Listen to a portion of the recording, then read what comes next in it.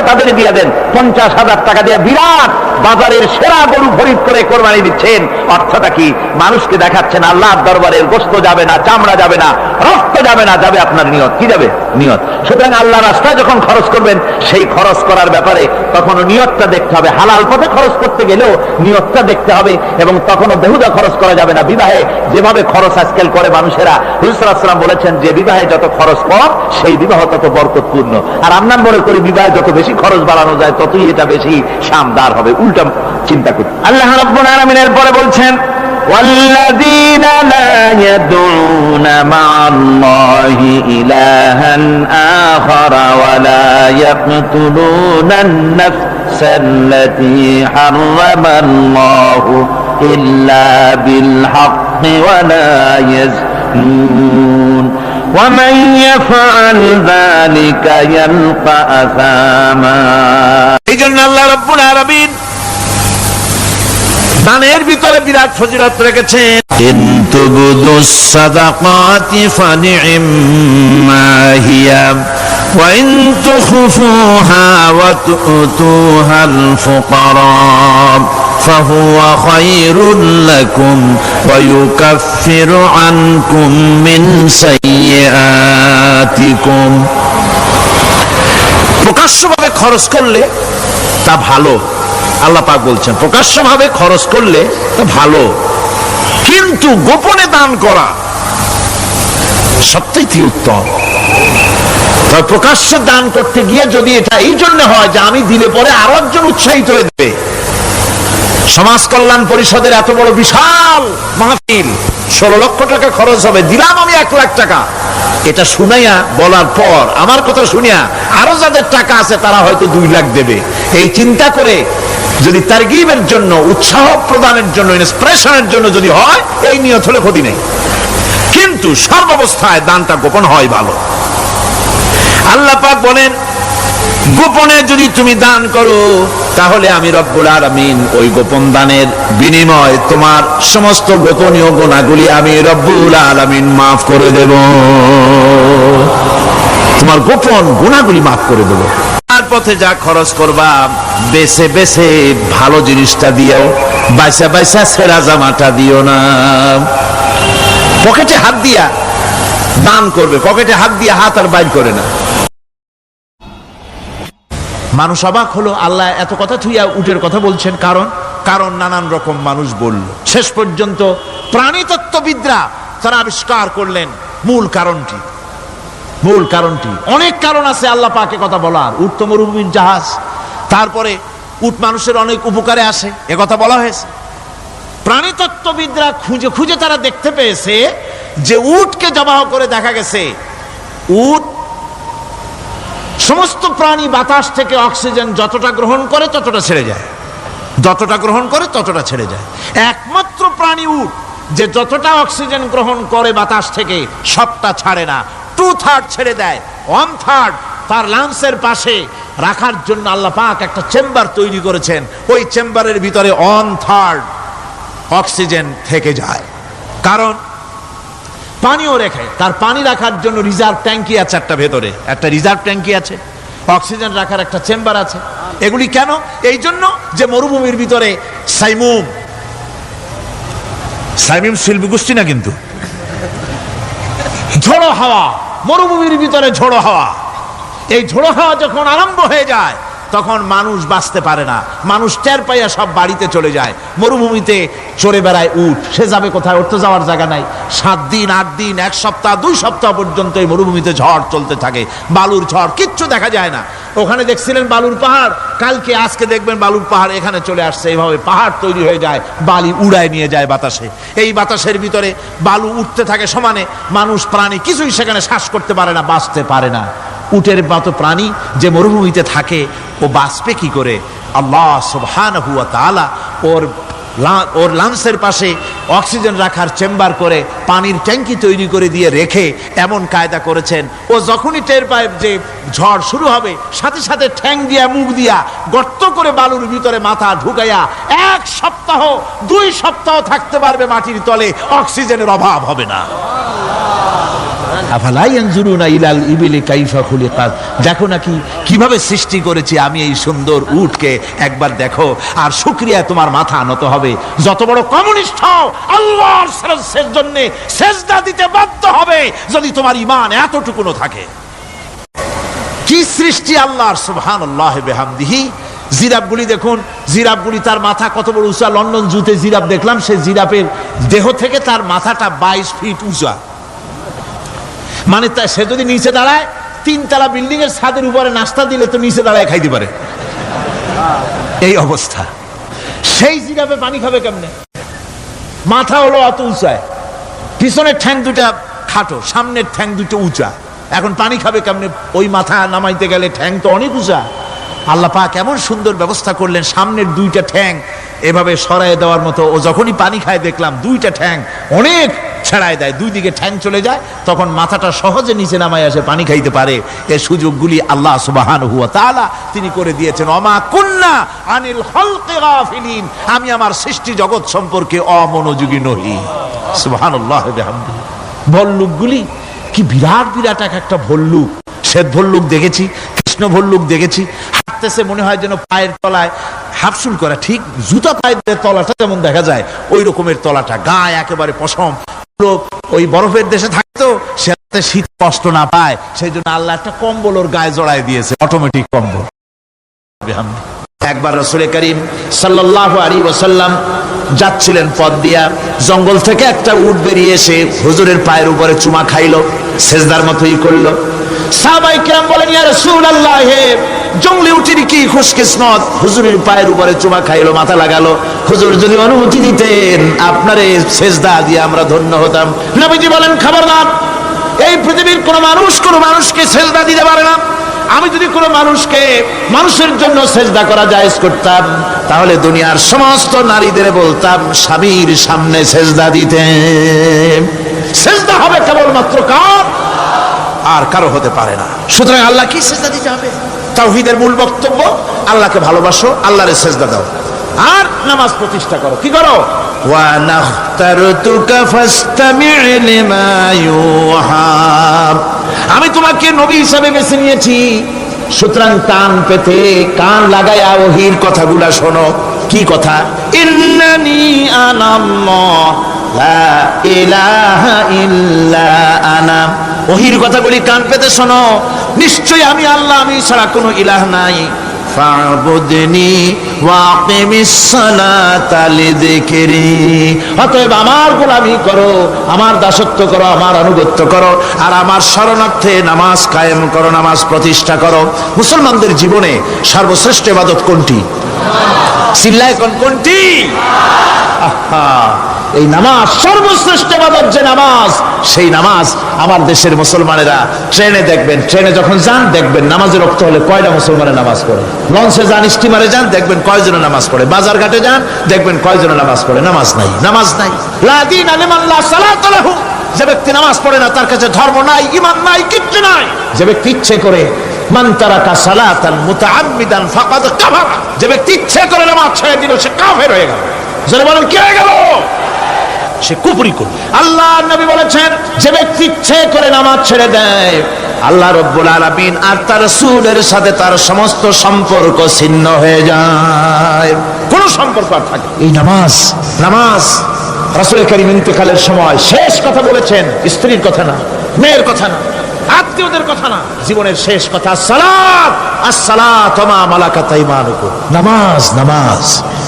আমার বন্ধুগণ, জীবনের শেষ নামাজটি আল্লাহ নবী মসজিদে নববীতে যেতে পারেন নাই, যেতে পারছেন না, হাঁটতে পারেন না। 2 জন সাহাবীর কাঁধের উপরে ভর করে কষ্ট করে তিনি পৌঁছেছেন, বক্তব্য রাখলেন, ও আমার সাহাবীরা, আল্লাহ রাব্বুল আলামিন এই জমিনে তার এক বান্দাকে জাগতিক সব সম্পদ দিয়েছিলেন। সেই বান্দা জাগতিক সমস্ত সম্পদকে উপেক্ষা করে এক আল্লাহর সঙ্গে দেখা করার জন্য প্রস্তুতি নিয়েছেন। কথার অর্থ কেউ কিছু বুঝতো না। হযরত আবু বকর রাদিয়াল্লাহু তাআলা আনহু কাঁদতে কাঁদতে বেখতার হয়ে যাচ্ছেন, কাঁদতে কাঁদতে পাগলের মতো হয়ে যাচ্ছেন। সাহাবীরা মনে চিন্তা করলেন, আবু বকর বুড়ো মানুষ, এত কাঁদে কেন? হুজুর কার না কার কথা বললেন? জ্ঞান বৃদ্ধ, বয়োবৃদ্ধ হযরত আবু বকর বুঝতে পেরেছেন তামাম পৃথিবীর জাগতিক সম্পদ আল্লাহ দিতে চেয়েছেন তার হাবিবকে। তার হাবিব সমস্ত সম্পদকে উপেক্ষা করে মাওলার সঙ্গে দিদার করার জন্য প্রস্তুতি নিয়েছেন। তার মানে হলো অনতি বিলম্বে আমরা সাহাবীরা রাসূলের থেকে জনমের মতো এতিম হয়ে যাব। হুজুর বললেন, আজ থেকে মসজিদে নববীর সমস্ত দরজাগুলি বন্ধ হয়ে যাবে, শুধু আবু বকরের দরজাটা খোলা থাকবে। হযরত আবু বকরের কে দায়িত্ব দিয়ে রাসূল পাক হুজরা শরীফে চলে গেলেন। পরবর্তী নামাজের রক্তে ঈশা রক্ত হয়ে গিয়েছে। সাহাবীরা অনেকক্ষণ অপেক্ষা করে হযরতে আবু বকর রাদিয়াল্লাহু তাআলা আনহুকে ইমামতির জায়গায় দিয়ে দিলেন। তিনি নামাজ শুরু করলেন, পিছনে সাহাবারা কান্দা শুরু করে দিলেন। তাদের মনের ধারণা হলো আল্লাহর নবীর পিছনে নামাজ পড়া জীবনে আমাদের আর কিসমতে হবে না। সাহাবীরা কাঁদতেছেন, আল্লাহর নবী ধরে একবার বেহুশ হয়ে পড়েন, আবার একবার হুশে আসেন। নবীজি হুশে এসে হযরত আয়েশাকে জিজ্ঞেস করেন, আয়েশা রে এখন কোন সময়? হযরত আয়েশা বলেন, হুজুর নামাজের রক্ত হয়ে গেছে, সাহাবায়ে কিরাম আপনার অপেক্ষা করে জামাত শুরু করে দিয়েছেন। হুজুর বলেন, দরজাটা খুলে দাও, আমি একটু দৃশ্যটা দেখি। দরজা খুলে দেওয়া হলো। হযরত আয়েশার কান্দের উপরে ভর করে হুজুর মাথা উঁচু করে মসজিদে নববী নামাজের দৃশ্য দেখে কিছুক্ষণ তাকায় থেকে শুয়ে পড়লেন। হুজুরের দুই চোখ দিয়ে পানি বেয়ে পড়তে লাগলো। হযরত আয়েশা বলেন, হুজুর নামাজের দৃশ্য দেখে কাঁদেন কেন? আল্লাহর নবী বলেন, আয়েশা রে এটা কোনো দুঃখের বাণী নয়, আমার চোখে পানি এসেছে বড় তৃপ্তির বাণী। আজকে নামাজের যে জামাতের দৃশ্য দেখলাম, এই জামাতকে কায়েম করার জন্য তায়েফের ময়দানে আমার রক্ত দিয়ে তায়েফের ময়দান রঞ্জিত হয়েছে, ওহদের ময়দানে আমার দান্দান মোরাও শহীদ হয়েছে, সাহাবায়ে কেরাম জীবন দিয়েছেন। এই কষ্টের বিনিময়ে আজ জামাত কায়েম হয়ে গিয়েছে। এই দৃশ্য দেখে আমার মনে পড়ল, কিয়ামত পর্যন্ত আমার যত উম্মত পৃথিবীতে আসবে এইভাবে করে তারা জামাত বন্দী হয়ে নামাজ আদায় করবে। আমার ভাইরা, নামাজ হচ্ছে মুসলমানদের জীবনের শ্রেষ্ঠ ইবাদত। সেই নামাজ মুসলমানদের কাছে নাই, নামাজকে ফালতু কাজ বলে মনে করে। আমার বন্ধুগণ, নামাজ পড়বেন, নামাজ পড়বেন, নামাজ ছেড়ে দিবেন না। বলেন তো শয়তান আল্লাহর কয়টা হুকুম ভেঙেছিল? ইবলিস কয়টা হুকুম ভেঙেছে? একটা হুকুম ভাঙ্গা ইবলিস হইছে কি? শয়তান। জোরে কোন কি হইছে? শয়তান হয়ে গেল। একটা মানুষ যদি 24 ঘন্টার ভিতরে 5 ওয়াক্ত নামাজ ছেড়ে দেয়, 5 ওয়াক্ত নামাজের ভিতরে 17টা হুকুম আছে। আল্লাহর কয়টা হুকুম? একটা হুকুম ভাঙার কারণে ইবলিস হয়ে গেল শয়তান। আর 24 ঘন্টার ভিতরে 17টা হুকুম আল্লাহর যারা বরবাদ করে তারা তো শয়তানের বাবা হয়ে যায়। শয়তান দূর থেকে সেলুট মারে যে, বাবা তুমি শুধু বাপ না, আমার ওস্তাদও। একটা হুকুম ভঙ্গ করে আমার এই দশা হইছে, আর তুমি 24 ঘন্টা আল্লাহর 17টা করে হুকুম ভাঙ্গো। তুমি তো শয়তান না, শয়তানের চাইতেও বেকায়দা। জোরে কর নাউযুবিল্লাহ। নামাজের মধ্যে সেজদা দিবেন, মজা পাবেন। নামাজ মেশিনের মতো পড়বেন না, নামাজ পড়বেন মুহাব্বতের সাথে। আল্লাহর সামনে দাঁড়িয়েছেন, কার সামনে? মেশিনের মতো পড়বেন না, দায় সারা গোছের পড়বেন। আল্লাহর নবী বলেন, নামাজের ভিতরে যখন সেজদায় যাবে, সেজদা যখন দিবে, তখন মনে করবে তুমি যেন তোমার কপালকে আল্লাহ রাব্বুল আলামিনের কদম মোবারকের উপরে ছেড়ে দিয়েছো। নামাজ ছেড়ে দিবেন না। 5 ওয়াক্ত নামাজ আমার যুবক ভাইরা, সর্বশ্রেণীর মুসলমান ভাইরা 5 ওয়াক্ত নামাজ বা জামাত আদায় করবেন। রাজি আছেন? রাজি আছেন? কারা কারা রাজি দেখতে চাই? আলহামদুলিল্লাহ, হাত নামান। জোরে কোন আলহামদুলিল্লাহ, হাত নামান। এতদিন যে নামাজ পড়েন নাই, আল্লাহ যেন মাফ করে দেন। জোরে কোন আমিন। উমরি কাজা শুরু করে দিবেন। 5 ওয়াক্ত নামাজ সঠিকভাবে আদায় করবেন। তাওহীদের তাকাজা হচ্ছে নামাজকেও প্রতিষ্ঠা করতে হবে। তারপরে আল্লাহর আনুগত্যশীল হতে হবে। এগুলি হচ্ছে তাওহীদের তাকাজা, তাওহীদের কথা। আল্লাহ পাকের প্রতি এই মহব্বত নিয়ে আল্লাহর নামাজ, আল্লাহর রোজা ইত্যাদি সঠিকভাবে জীবনের সকল ক্ষেত্রে করতে হবে। আর সাহায্য চাইতে হবে কেবলমাত্র আল্লাহর কাছে। সাহায্যটা কার কাছে চাইবেন কোন তো? একটু মহব্বতের সাথে কোন। যদি কিছু দরকার হয় কার কাছে চাইবেন? আল্লাহ পাক বলছেন, নামাজে প্রত্যেক নামাজের ভিতরে আমরা বলি ইয়্যাকা না'বুদু ওয়া ইয়্যাকা নাস্তাঈন। পড়েন সবাই, ইয়্যাকা না'বুদু ওয়া ইয়্যাকা নাস্তাঈন। আল্লাহ, আমরা একমাত্র তোমার গোলাম। একমাত্র কার গোলাম? তোমার গোলাম। সাহায্য কার কাছে চাই? তুমি আল্লাহ, তোমার কাছেই সাহায্য চাই। প্রত্যেক নামাজে, প্রত্যেক রাকাতে সূরা ফাতিহা কথা আমরা বলি।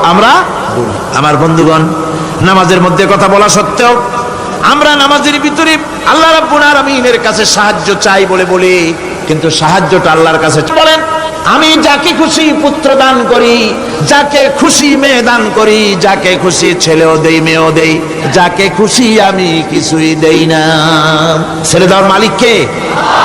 আকীদাটা সংশোধন করে জানাজ। খবরদার কোন মাজারে গিয়া কিছু চাইবেন না। কার কাছে চাইবেন? ওই দেখুন আল্লাহ পাক বলেন ফাইদা ফারাগতা ফানসাব ওয়া ইলা রাব্বিকা ফারগাব।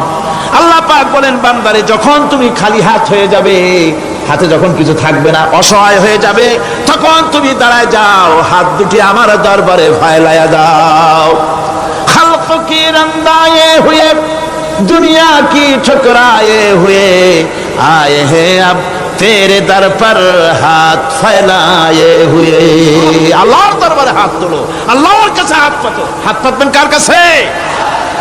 আল্লাহ পাকের কাছে। আল্লাহ শিখাই দিলেন খালি হাত যখন হয়ে যাবে আমার কাছে চাও, আমার কাছে দাঁড়াও, কারো কাছে চাইও না, আমারে বলো। বুখারী শরীফের ভিতরে এসেছে স্যান্ডেলের ফিতা কাছা যদি ছিঁড়ে যায় মানুষের কাছে চেও না, আমি আল্লাহর কাছে চাও। লা ইলাহা ইল্লা আনতা সুবহানাকা ইন্নী কুনতু মিনাজ জালিমিন। লা ইলাহা ইল্লা আনতা, আল্লাহ তুমি ছাড়া কেউ নাই, তুমি ছাড়া কেউ নাই, কোনো ইলাহ নাই, মাবুদ নাই। আমি তোমার পবিত্রতা ঘোষণা করছি, তুমি দয়া করে আমাকে বাঁচাও, আমি আমার নিজের উপর জুলম করেছি। আমার বন্ধুগণ, এত বড় মারাত্মক বিপদের ভিতরে ইউনূস আলাইহিস সালাম যখন চিৎকার মারলেন পানির ভিতরে বসে, মাছের পেটের ভিতরে বসে, আল্লাহ রাব্বুল আলামিন চুপ করে থাকলেন না, সঙ্গে সঙ্গে রব্বুল আলামিন জবাব দিয়া দিলেন ফাস্তাজাবনা লাহু ওয়া নাজ্জাইনাহু মিনাল গাম্মি ওয়া কাযালিকা নুজিল মুমিনিন। আমি বললাম ইউনূস তুমি বিপদে পড়েছ, তুমি যখন চিৎকার মারলে তোমার চিৎকারের আওয়াজ দুনিয়ার কেউ শোনে নাই, কোন রাজা বাদশাহ, তোমার আত্মীয় বন্ধু বান্ধব কেউ শোনে নাই। নদীর অতল তলদেশে মাছের পেটের ভিতরে বসে যে চিৎকার তুমি মারলে পৃথিবীর কেউ শোনে নাই, আমি তোমার আরশের মালিক আল্লাহ রব্বুল আলামিন শুনেছি। শুধু শুনি নাই, জবাব দিয়া দিলাম, মাছের পেটের ভিতরে বেদনার সৃষ্টি করে দিলাম। মাছ বেড়ে উঠল নদীর উপরে, ব্যথার চোটে মাছ দেখলো, বমি করা ছাড়া পথ নাই, মাছ দরিয়ার কিনারে গিয়া বমি করে ফালাই দিল ইউনূস আলাইহিস সালামকে। আল্লাহ বলেন ইউনূসরে বাঁচায় দিলাম। ও পৃথিবীর মুমিনেরা, শুধু ইউনূসকে নয়, পৃথিবীর মুমিন বান্দারা যখন বিপদে পড়বে আর আমার কাছে যদি তারা প্রার্থনা করে, আমার কাছে সাহায্য চাই, ওয়া কাযালিকা নুজিল মুমিনিন, এইভাবে করে আমি মুমিনদেরকেও বিপদ থেকে বাঁচাইয়া দিব। জোরে কান সুবহানাল্লাহ। ওয়াদা কার? ওয়াদা কার? সুতরাং মাজারে নয়, মসজিদে গিয়া কানবেন। কোথায় গিয়া কানবেন? কোথায়? মসজিদে গিয়া কানবেন। আমার বন্ধুগণ, আল্লাহ রাব্বুল আলামিন বলেন ইয়ানসুরকুমুল্লাহু ফালা গালিবা লাকুম। আল্লাহ যদি তোমাকে সাহায্য করেন তবে কোন শক্তি তোমাকে তার উপরে জয়ী হতে পারবে না, কেউ তোমাকে তার থেকে ফিরাতে পারবে না। আর যদি আল্লাহ তোমাকে জিল্লতি দেন, যদি তোমাকে আল্লাহ পাক লাঞ্ছিত করেন, তোমাকে কেউ সম্মান দিতে পারবে না। দেখুন ইব্রাহিম আলাইহিস সালামকে নমরুদ আগুনের মধ্যে ফেলাই দিবে, জিবরাইল বলছেন ইব্রাহিম আমার কাছে সাহায্য চাও, আমি তোমার বাঁচাই দেবো, আগুন দ্বারে নিভাই দিব। কত বড় কথা, আমি বাঁচাই দেবো, আমার কাছে বলো না। ইব্রাহিম আলাইহিস সালাম জিবরাইলের কাছে সাহায্য চাইছে, কোন চেয়েছেন? হযরত ইব্রাহিম বলেন জিবরাইল সাহায্য তোমার কাছে আমি কেন চাইবো? তোমার কাছে সাহায্য চাওয়ার প্রশ্ন ওঠে না, কারণ আমি এমন কোন অন্ধ আল্লাহর ইবাদত করি না যে আল্লাহ তার গোলামের দুঃখ নিজের চোখে না দেখেন। আমি আগুনে পড়ে গেলে, আগুনে জ্বললে পরে আমার আল্লাহ যদি খুশি হন, তাহলে এরকম আগুনে 1000 বার পড়ে জীবন দিতে আমি ইব্রাহিম রাজি আছি। ইব্রাহিম আলাইহিস সালাম আগুনে পড়ে গেলেন, আল্লাহ পাক দেখলেন ইব্রাহিম পাস করছে, কোন ডিভিশন? ফার্স্ট ক্লাস, ফার্স্ট হয়ে আগুনের ভিতরে পড়ে গেলেন। আল্লাহ পাক সঙ্গে সঙ্গে আগুনের প্রতি নোটিশ করে দিলেন ইয়া নারু কুনি বারদাও ওয়া সালামান আলা ইব্রাহিম। আগুন আমার ইব্রাহিমের জন্য শান্তিদায়ক, ঠান্ডা হয়ে যা। সুবহানাল্লাহি ওয়া বিহামদিহি। এই জন্য আল্লাহ রাসূল বলেছেন ইযা সালতা ফাসআলিল্লাহ, যদি কিছু চাও কার কাছে চাইবা? কে শেখাচ্ছেন? রাসূল। আল্লাহ রাসূল বলছেন ইজা সালতা ফাসআলিল্লাহ, যদি কিছু চাও আল্লাহর কাছে চাও, ওয়া ইজা ইসতানতা ফাসতাইন বিল্লাহ, আর যদি চাইতে চাও সাহায্য চাও, সাহায্য চাইবে আল্লাহর কাছে। কার কাছে? কোন মাজারে চাইবেন? কোন মাজারে চাইবেন? কোন কবরস্থানে চাইবেন? কারা কারা চাইবেন না হাত উঁচু করে দেখান। আলহামদুলিল্লাহ।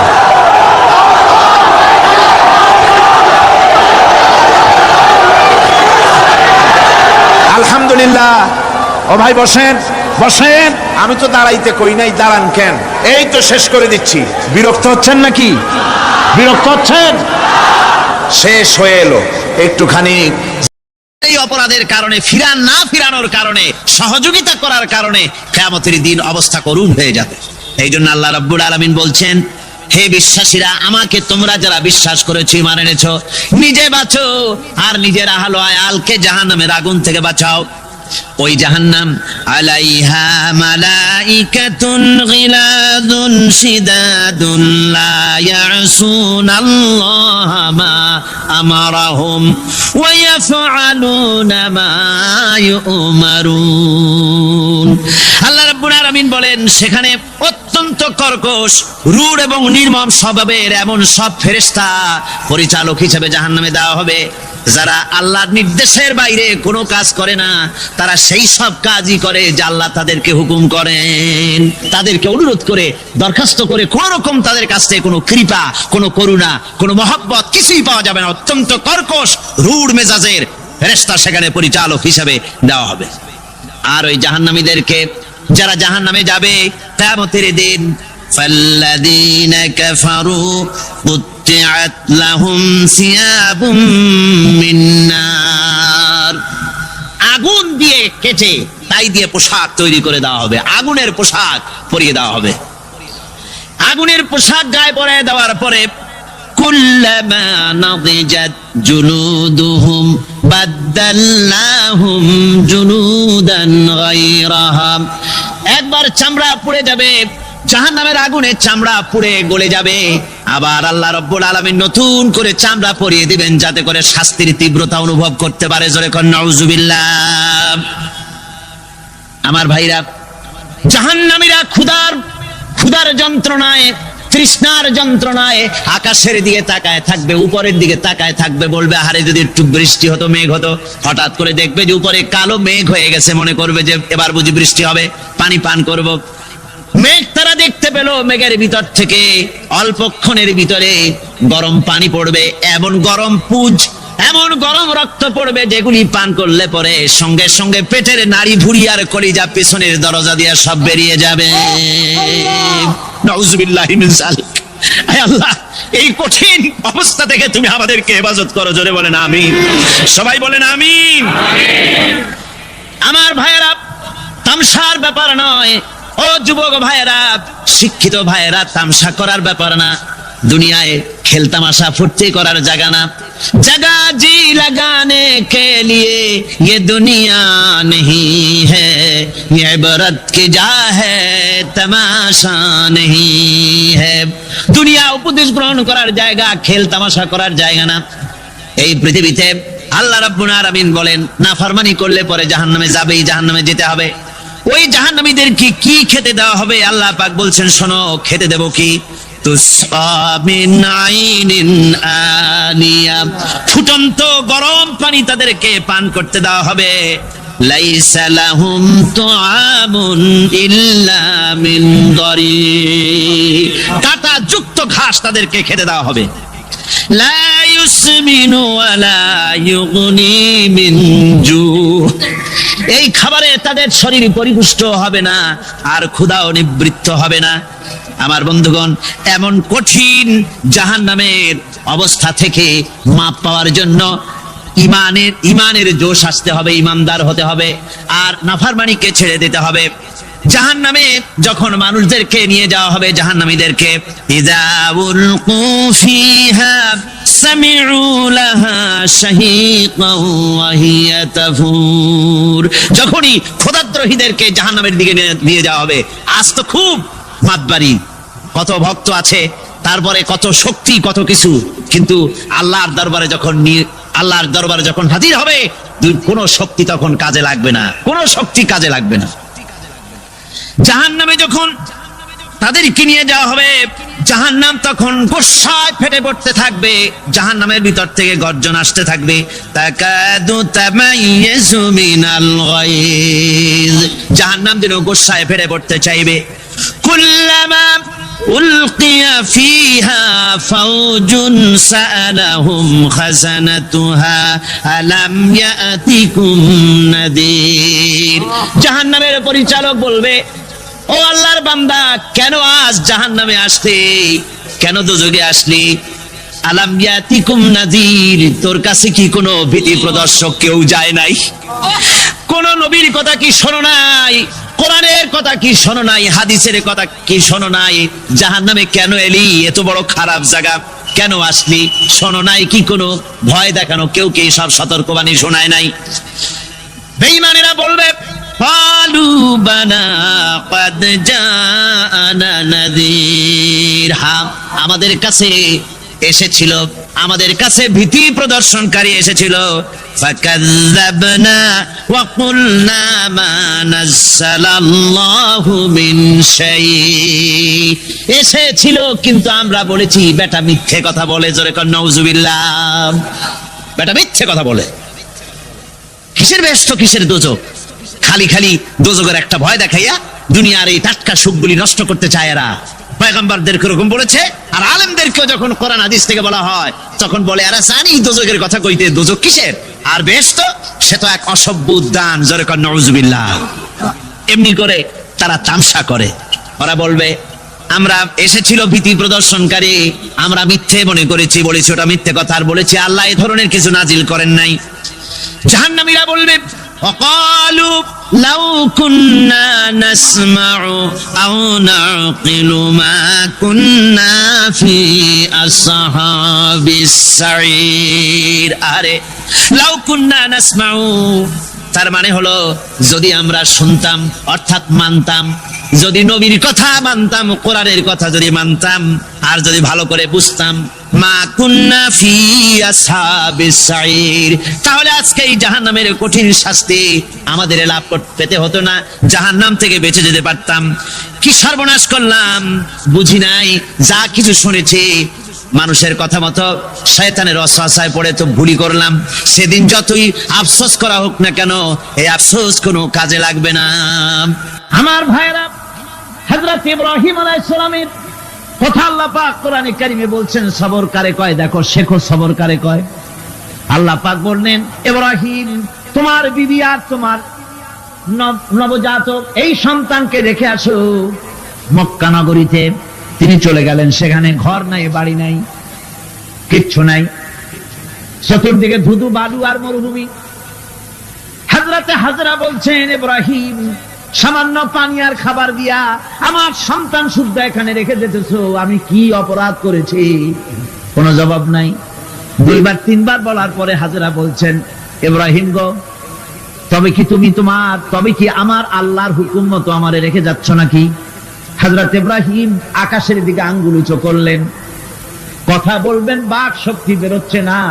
80 বছর বয়সের সময় একটা বাচ্চা আল্লাহ তারে দিচ্ছেন, আর এমন বাচ্চা পয়গম্বরের ছেলে, কি সুন্দর চেহারা, মরুভূমির উপরে ফালাই দিয়ে রওনা হয়ে যাচ্ছেন, মুখ দিয়া কথা সরছে না, আকাশের দিকে দেখালেন। হযরত হাজরা বুঝতে পারলেন। হযরত হাজরা বলেন, ইব্রাহিম কোনো চিন্তা নাই, নিশ্চিন্ত মনে বাড়ি ফিরে যাও।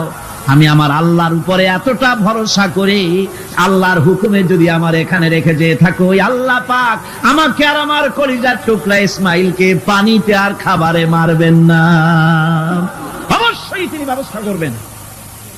ব্যবস্থা হয়ে গেল। হযরত ইসমাইল বড় হয়ে গেলেন। আল্লাহ পাক অর্ডার করলেন, জবাহ করো ছেলেকে। হযরত ইব্রাহিম আলাইহিস সালাম যখন জবাহের প্রস্তাব করলেন, হযরত ইসমাইল তা আপত্তি করতেন, বাবাজি আমার মায়ের আর আমাকে বাচ্চা অবস্থায় ফেলে গেলেন, খাবার দেন নাই, পরার দেন নাই, বছরের পর বছর আমাদের এখানে কাটলো, দেখতেও আসেন নাই, আজ আসছেন জবাহ দিতে, এটা কেমন কথা, কি ধরনের বাপ আপনি? এরকম বলছে নাকি? এরকম বলছে? হযরত ইব্রাহিম আলাইহিস সালাম প্রস্তাবটা কিভাবে পারলেন? আল্লাহ পাক কোরআনে কারীমের দৃষ্টান্ত রেখে দিয়েছেন। আল্লাহ পাক বলছেন, হযরত ইব্রাহিম ছেলেকে বললেন, ইয়া বুনাইয়া, ইয়া বুনাইয়া, হে আমার কলিজার টুকরা, লাডলা, হে আমার কলিজার টুকরা সন্তান, ইন্নী আরা ফিল মানাম আন্নী আযবাহুক, আমি স্বপ্নে দেখছি আমি যেন তোমাকে জবাহ করতেছি। ফানজুর মাযা তারা, তোমার রায় কি বলো? আমি তো স্বপ্নে দেখছি যে আমি তোমার জবাহ করতেছি, এখন তোমার রায় কি, তোমার মত কি? হযরত ইসমাঈল আলাইহিস সালাম শুনিয়া দিলেন দৌড়, নাকি না? হযরত ইসমাঈল আলাইহিস সালাম ধৈর্যের প্রতীক, তিনি কি কথা বললেন? তার মুখের কথা কোরআন শরীফ আল্লাহ পাক উঠায় দিলেন। হযরত ইসমাঈল বললেন, ইয়া আবাতি ফাআল মা তু'মারু সাতাজিদুনি ইনশাআল্লাহু মিনাস সাবিরিন, হে আমার পিতা, আপনি যে ব্যাপারে আদিষ্ট হয়েছেন আপনি তা পালন করুন, অবশ্যই আমাকে ধৈর্যধারীদের মধ্যে পাওয়া যাবে না। সুবহানাল্লাহ। এক বর্ণনায় এসেছে, হযরত ইসমাঈল বললেন, আব্বাজান, আমি ধৈর্যধারীদের ভিতরে আমারে পাবেন, তবে জবাহ করার আগে আমার হাত পাওটা একটু বেঁধে নেন, কারণ জবাহের যন্ত্রণায় আপনার গায়ে যদি আমার হাত পাও লেগে যায় তো বেয়াদবি হয়ে যেতে পারে। আর আমি মরে আমার জবাহ হয়ে যাওয়ার পর আমার রক্ত মাখা জামাটা নিয়া আমার মা হাজেরারে দিবেন, কারণ তাকে মা বলবার মতো আর তো কেউ নাই। হযরত ইব্রাহিম তাকে বাঁধবার জন্য প্রস্তুতি নিলেন। হযরত ইসমাঈল বলছেন, আব্বাজান, বাঁধবেন না, বান্দার প্রয়োজন নাই। বলে, কেন? একবার বাঁধতে বললে আবার তুমি নিষেধ করছো কেন? ছেলে বলছেন, আব্বাজান, বাঁধবো না এই জন্যে, হয়তো কিয়ামতেই প্রশ্ন উঠতে পারে যে আল্লাহর হুকুমে রাজি ছিল না বলে হাত পা বাঞ্জা জবাহ করছে। আমি এই সুযোগ দিব না, আপনি জবাহ করেন, আমি এতটুকু নড়াচড়া করব না। ধৈর্যের চরম প্রতীক হযরতে ইসমাঈল আলাইহিস সালাম দেখাই দিয়েছেন ধৈর্য কারে কয়। মহান আল্লাহ রাব্বুল আলামিনের নির্দেশে ইব্রাহিম আলাইহিস সালাম তার সন্তান ও স্ত্রীকে দূর আরবে রেখে আসেন। এখন আমরা শুনব সেই মহান আত্মত্যাগের কাহিনী।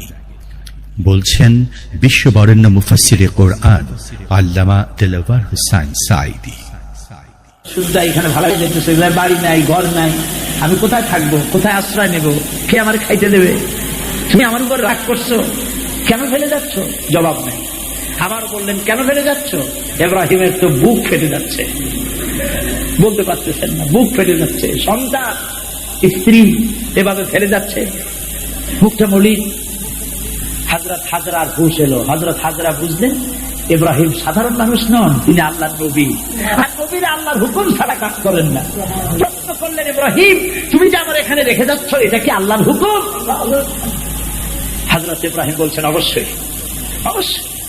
আর কিছু বলতে পারলেন না, উপরে আঙ্গুল তোষা করলেন, আমার আল্লাহর হুকুমটাই তোমার রেখে গেলাম।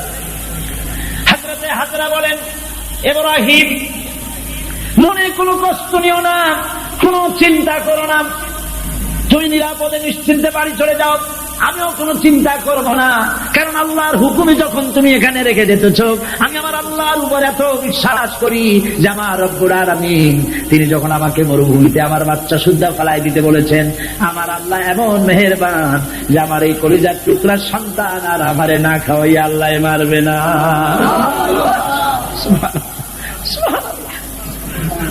হযরতে হাজরা পানির জন্য দৌড়দৌড়ি করলেন, সাফা মারোয়, আপনারা জানেন, সব জানা কথা, সাফা মারোয় দৌড়িয়ে দৌড়ি। এই যে পানির জন্য হাজরা দৌড়াইলেন, আল্লাহর কাছে খুব নাপছন্দ হয়েছে নাকি?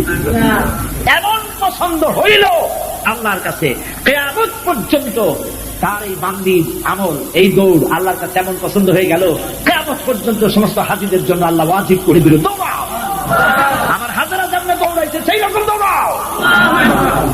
সুবহানাল্লাহ। ইসমাইল না খেয়ে মরছে, পানির অভাবে মরছে, হযরত জিবরাইলকে আল্লাহ পাঠায় দিলেন, আমার ইসমাইলের পায়ের গুতা যেখানে লাগতেছে তুমি গিয়ে সেখানে পায়ে আঘাত করো। হযরতে জিবরাইল পায়ের আঘাত করলেন, সেখান থেকে পানি ছিটকে বেরিয়ে চলে আসলো।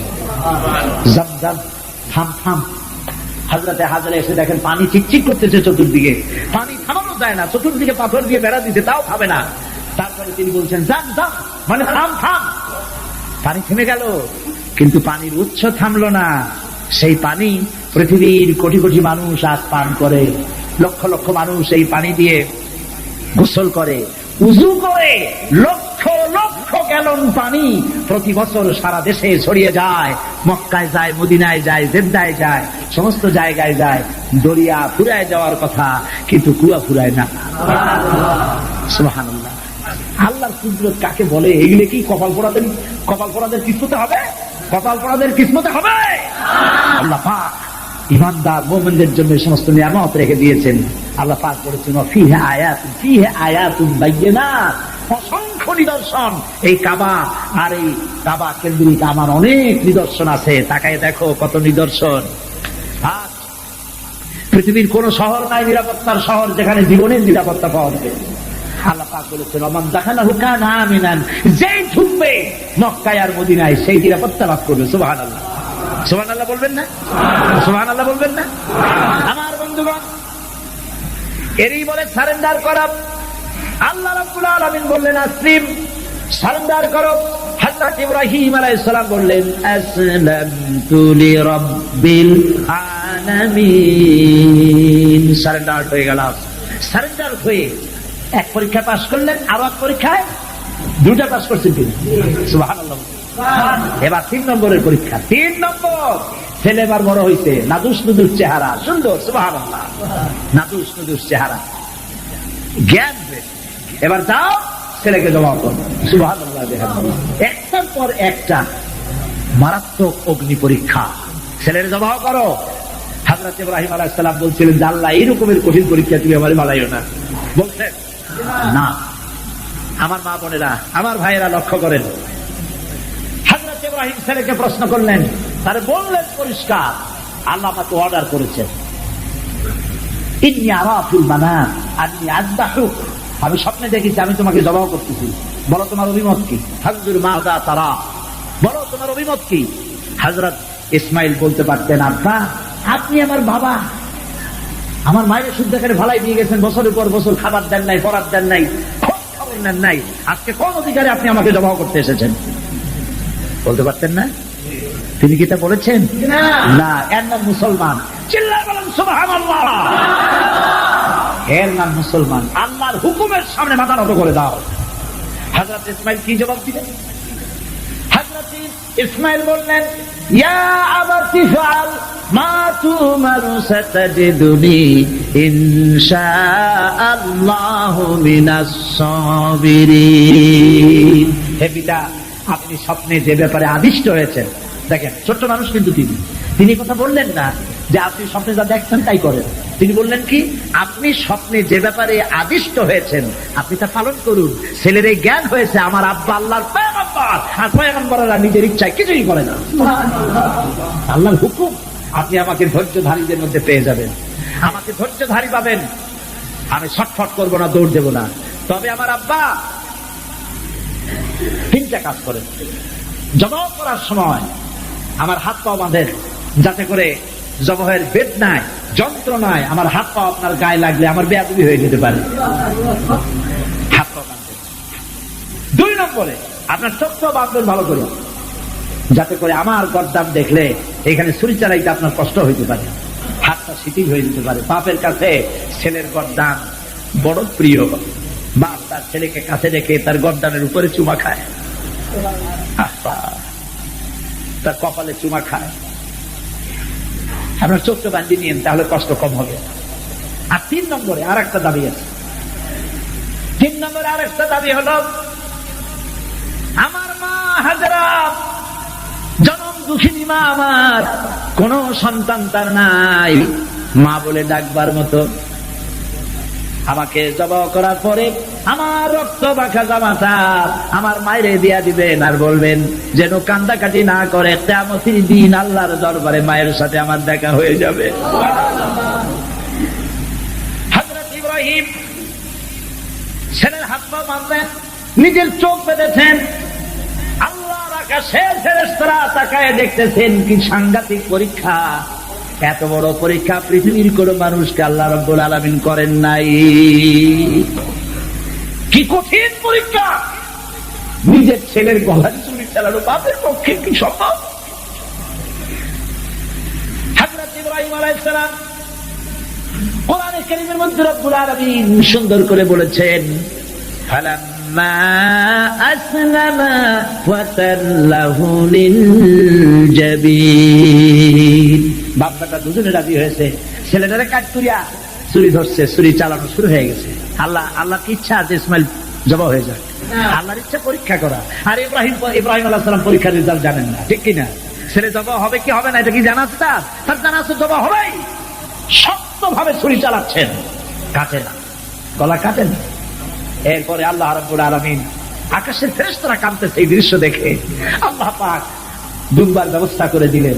দুম্বা ইসমাইলকে, হযরত ইব্রাহিমের তো চোখ বান্ধা, ইসমাইল আলাইহিস সালামকে সরাইয়া দুম্বার সামনে দিয়েছে, দুম্বা জবা হয়ে গেছে। সুবহানাল্লাহ। আল্লাহ রাব্বুল আলামিন হযরত ইব্রাহিমকে শোনায় দিলেন, وَنَادَيْنَاهُ أَن يَا إِبْرَاهِيمُ قَدْ صَدَّقْتَ الرُّؤْيَا إِنَّا كَذَلِكَ نَجْزِي الْمُحْسِنِينَ। আমি ইব্রাহিমকে দেখে বললাম, ইব্রাহিম তুমি তোমার স্বপ্নকে বাস্তবে রূপ দিয়েছো, আর আমি এইভাবে করে মুহসিনিনদেরকে পুরস্কৃত করে থাকি। হতাশ হওয়া ইমানের পরিপন্থী কাজ। আল্লাহ পাক বলেছেন, লা তাকনাতু মির রাহমাতিল্লাহ, আমার রহমত থেকে মায়ুস হয়ো না। দেখেন হযরত আইয়ুব আলাইহিস সালাম কত বড় রোগ হয়েছে, শরীর পোকায় ধরেছে, জর্জরিত হয়েছে, দুর্গন্ধ হয়েছে, গ্রামের লোকেরা তাকে বের করে দিয়েছে, স্ত্রী পুত্র পরিজন সব চলে গিয়েছে। এমনকি জিহ্বায় যখন পোকা ধরল, হযরত আইয়ুব আলাইহিস সালাম আল্লাহ রাব্বুল আলামিনের দরবারে ফরিয়াদ করলেন, আন্নী মাসানিয়াদ-দুররু ওয়া আনতা আরহামুর রাহিমিন। আয় আল্লাহ, আমি অসুস্থ হয়ে পড়েছি, আমি রোগাক্রান্ত হয়েছি, আর তোমার নাম রহমান রহিম, তুমি আমাকে রোগ মুক্ত করো। হযরত আইয়ুব আলাইহিস সালাম আল্লাহর দরবারে ফরিয়াদ করলেন, রব্বুল আলামিন সারা শরীরে পোকায় জর্জরিত হয়ে গেছে, এখন আমার জিহ্বায় পোকা ধরেছে, মাবুদ গো আমি তোমার কাছে ফরিয়াদ করি, আমার জিহ্বায় পোকা দিও না, কারণ জিহ্বাটাও যদি নষ্ট হয়ে যায় তাহলে তোমার মতো আল্লাহর জিকির আমি কি দিয়া করব। হযরত আইয়ুব আলাইহিস সালাম আল্লাহ পাকের কাছে যখন এ ধরনের ফরিয়াদ জানালেন, রব্বুল আলামিন তাকে তার রোগ মুক্ত করে দিলেন, তার স্ত্রী পুত্র সব আল্লাহ রব্বুল আলামিন ফিরাইয়া দিলেন। সুবহানাল্লাহ। সুতরাং মুমিন ব্যক্তি, কোরআন শরীফে সব আছে, কোরআনের মতো শ্রেষ্ঠ ওয়াজের কিতাব পৃথিবীতে আর শুধু বোঝার দরকার। বিপদে, যত বড় বিপদ আসুক, কোন বিপদে মুমিন ধৈর্য হারাবে না। হযরত ইয়াকুব আলাইহিস সালামের ছেলে ইউসুফ আলাইহিস সালামকে যখন তিনি হারায় ফেললেন, তিনি অধৈর্য হয়ে গেছিলেন নাকি? অধৈর্য হন নাই। কারণ আমি আমার বক্তৃতার সূচনায় বলেছি, আমরা কল্যাণ বুঝি না, অকল্যাণও বুঝি না। কোন বিপদ আসলে পরে আমরা হয়রান হয়ে যাই, কিন্তু বিপদের মধ্যে কল্যাণ আছে আমরা তা বুঝতে পারি না। কথা বুঝে আসছে? হযরত ইউসুফ আলাইহিস সালামকে কুয়ার ভিতরে ফেলে দেওয়া হলো। 11 ভাই মনে করেছে কুয়ার ভিতরে ফেলে দিয়া ইউসুফ আলাইহিস সালামকে মেরে ফেললাম, কিন্তু তারা বোঝে নাই আসল কামটা কি হয়েছে। এটা তো কুয়া নয়, এটা একটা টানেল, এটা একটা সুড়ঙ্গ। একদিকে কেনান হলো তার এক মুখ, ওই সুড়ঙ্গের এক মুখ হলো কেনানের। কেনান ইউসুফ আলাইহিস সালামকে ফেলে দেওয়া হলো কুয়ার ভিতরে মারার জন্যে, কিন্তু আল্লাহ পাকের ইচ্ছা ইউসুফ আলাইহিস সালাম মরবে না। এই টানেলের অপর প্রান্ত মিশরের সিংহাসনের টানেলের এপার দিয়া ইউসুফ আলাইহিস সালামকে ঢুকালেন, অপর প্রান্তে মিশরের সিংহাসনে ইউসুফকে আল্লাহ বসাইয়া দিলেন। হযরত ইয়াকুব ছেলের জন্য অধৈর্য হলেন না। যখন তিনি খবর পেলেন ছেলে বাঘে খেয়ে ফেলেছে, তিনি তখন বলেছেন, ফাসাবুরুন জামিলুন আসাল্লাহু আইয়াত أن يأتيني بهم جميعا إنه هو العليم الحكيم فصبر جميل। আমি উত্তম ভাবে ধৈর্য ধারণ করলাম এবং আমি বিশ্বাস করি আল্লাহ রাব্বুল আলামিন আমার হারানো সবকিছু আমাকে ফিরিয়ে দিবেন। বহু বছর পর যখন হযরত ইউসুফ আলাইহিস সালাম প্রেসিডেন্ট হয়েছেন মিশরের, 11 ভাই গেল সেখানে সাহায্য আনার জন্য। সেই ঘটনা তো শোনাবো না, এমনি বলে যাচ্ছি। এরপরে তিনি তাদেরকে পরিচয় দিলেন, ওরা ভয় পেয়ে গেল। তিনি বললেন ভয়ের কোনো কারণ নাই, লা তাসরিবা আলাইকুমুল ইয়াউম, আজকে আমি কোনো প্রতিশোধ তোমাদের নেব না। সুবহানাল্লাহ। এর নাম পয়গম্বর, এর নাম কি? আল্লাহর নবী। আমি আজকে কোনো প্রতিশোধ তোমাদের নেব না, তোমরা যাও। পিতার অবস্থা তিনি জানলেন, কাঁদতে কাঁদতে পিতার চোখ দুটো নষ্ট হয়ে গেছে। ইয়াকুব আলাইহিস সালাম, হযরত ইউসুফ আলাইহিস সালাম বললেন যাও। নিজের জামাটা খুললেন, গায়ের জামা খুলে বললেন ভাইরা আমার এই জামা নিয়ে যাও, আর আমার আব্বার চোখের উপরে এই জামাটা রেখে দিও। ছেলেরা যখন হযরত ইউসুফ আলাইহিস সালামের জামা নিয়ে মিশর থেকে রওনা করেছে, গল্প নয়, উপন্যাস নয়, আল্লাহ পাক এই কোরআন শরীফে সূরা ইউসুফে বলেছেন জামা নিয়ে মিশর থেকে রওনা করেছেন। কোথায় মিশর আর কোথায় কেনান? কেনানে বসে হযরত ইয়াকুব আলাইহিস সালাম বলছেন তোমরা যদি আমাকে মতিভ্রম পাগল যদি মনে না করো তাহলে একটা কথা বলি, আমার নাকে এখন আমি ইউসুফের গন্ধ পেতেছি। তোমরা যদি আমাকে মতিভ্রম না করো তাহলে আমি বলি আমি কিন্তু ইউসুফের গন্ধ পেতেছি। সুবহানাল্লাহ। হযরত ইউসুফ আলাইহিস সালামের জামা এনে ভাইরা যখন হযরত ইউসুফের চোখের উপরে রেখে দিলেন, হযরত ইয়াকুবের দুটো চোখ সাথে সাথে আল্লাহ ভালো করে দিলেন। ফাসবরুন জামিল, ধৈর্য ধরো। ঈমানদার ব্যক্তি আশার উপরে তার জীবন বাঁচে, কারণ যত বড় বিপদ আসুক না কেন আশ্রয় পাওয়ার একটা জায়গা আছে, তার নাম হলো আল্লাহ। নাম কি? বলেন আল্লাহ। সবাই বলেন আল্লাহ আল্লাহ আল্লাহ আল্লাহ। হযরত ইউনূস আলাইহিস সালাম মাছটাকে গিলে ফেলে দিল, মাছটাকে গিলে মাটির অতল তলদেশে চলে গেছে। এত বড় বিপদ পৃথিবীর কোন মানুষের হতে পারে নাকি? বলেন, কি বলেন? মাছের পেটের ভিতরে জানালা নাই, দরজা নাই, বেরোবার কোনো পথ নাই, মাছ গেছে পানির অতল তলদেশ। আল্লাহ পাক কোরআন শরীফের ভিতরে মানুষকে শোনান, আল্লাহ ওয়াজ করছেন। সুবহানাল্লাহ বলেন। আল্লাহ পৃথিবীর মানুষকে ওয়াজ করছেন, দুনিয়ার মানুষকে শোনান। আমার ইউনূস তো ধৈর্য হারা হয় নাই। ওয়াযান্নুন ইয যাহাবা মুগাদিবান ফাযান্না আন লান নাকদিরা আলাইহি ফানাদা ফিয-যুলুমাতি আন লা ইলাহা ইল্লা আনতা সুবহানাকা ইন্নী কুনতু মিনাজ জালিমিন। ফানাদা ফিয-যুলুমাত,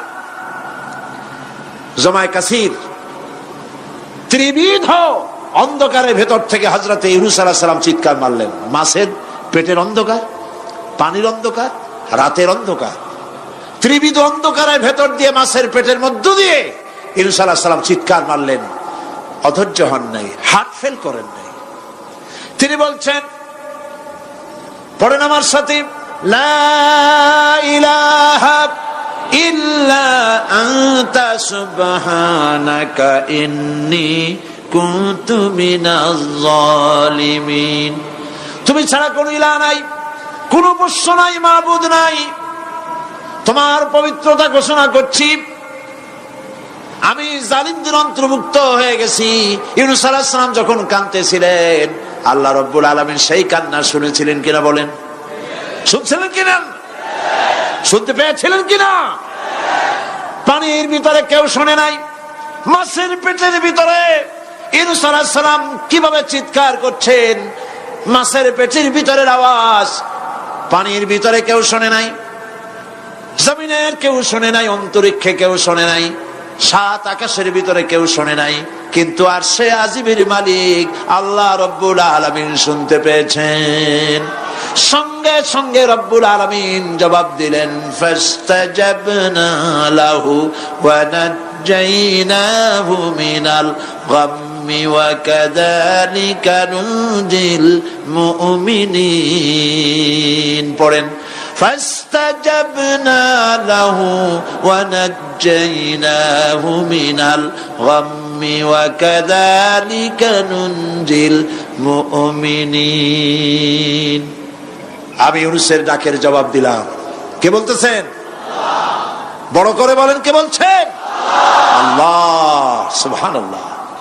আপনারা কি ভয় পাইছেন? ভয় পেয়েছো মুসলমান? আল্লাহ রাব্বুল আলামিন বলেন, আমি আমার ইউনূসের ডাকের জবাব দিলাম। শুধু জবাব দেই নাই, আমি ইউনূসকে তার মাছের পেটের ভিতর থেকে বাঁচায় দিলাম। মাছের পেটের মধ্যে বেদনা শুরু হয়ে গেল। এমন বেদনা হয়েছে মাছ এখন বমি না করে পারে না। কথা বুঝতে পেরেছ? মাছ এখন বমি না করে পারে না। পানির উপরে মাছ ভেসে উঠল। আল্লাহ কোরআন শরীফের ভিতরে বলছেন, মাছ সাতরায়া কিনারায় চলে গেল। ইউনূস আলাইহিস সালামকে বমি করে ফেলে দিল। ইউনূস আলাইহিস সালাম বেঁচে গেলেন। আল্লাহ পাক বলেন, শুধু ইউনূসকে বাঁচাইলাম না, বরং আমি সকলের জন্য আশার বাণী শোনাই, শোনো মুমিনেরা, ওয়া কাযালিকা নুনজিল মুমিনিন। মুমিন বান্দা যারা, যত বড় বিপদ আসুক আমারে ডাকো, আমি বিপদ দিয়ে বাঁচাই দেব। সুবহানাল্লাহ। বিপদ থেকে আমি বাঁচাই দেব। আল্লাহ পাক বলেছেন, ফাইন্না মাআল উসরি ইউসরান, ইন্না মাআল উসরি ইউসরা। জেনে রাখো, দুঃখ এবং কষ্টের পরে রয়েছে সুযোগ সুবিধা, আর অসচ্ছলতার সাথে রয়েছে উদার সচ্ছলতা। যত বড় বিপদ আসছে, এই বিপদের পরে আল্লাহ পাক তার গোলামদের উপরে রহমত নাজিল করবেন ইনশাআল্লাহ। সুতরাং ঈমানদার লোকেরা, তাদেরকে আল্লাহ পাক বলছেন, কোনো ভয় নাই, কোনো চিন্তা নাই, যত বড় বিপদে পড়ো আমারে ডাকো, আমি ডাকের সাড়া দিয়ে দেব। সবাই আল্লাহরে ডাকেন। সুবহানাল্লাহ ওয়ালহামদুলিল্লাহ লা ইলাহা ইল্লাল্লাহ। জোরে পড়েন, সুবহানাল্লাহ ওয়ালহামদুলিল্লাহ লা ইলাহা ইল্লাল্লাহ, সুবহানাল্লাহ ওয়ালহামদুলিল্লাহ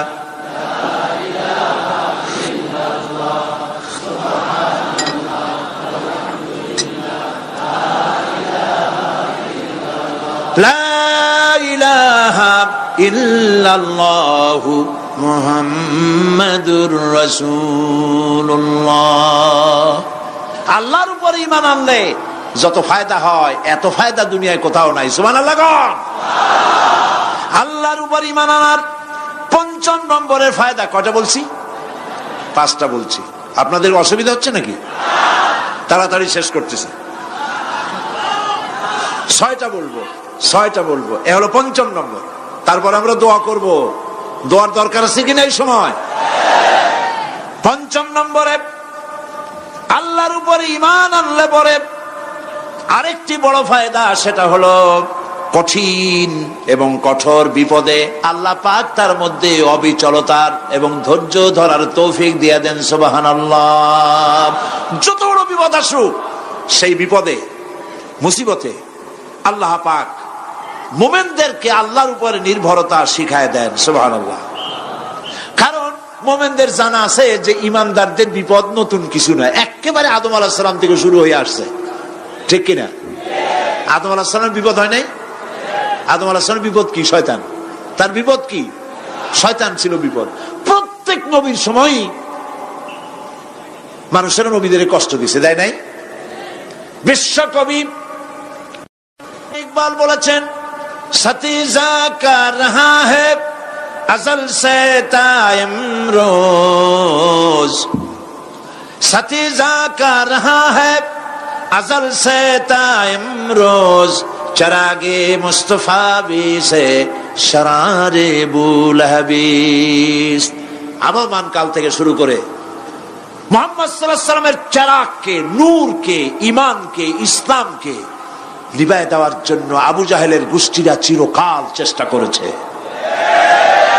সব চেষ্টা কর্পূরের মতো উড়ে গেছে, মুহাম্মদ সাল্লাল্লাহু আলাইহি সাল্লামের চেরাগ টিম টিম করে জ্বলতে রয়েছে।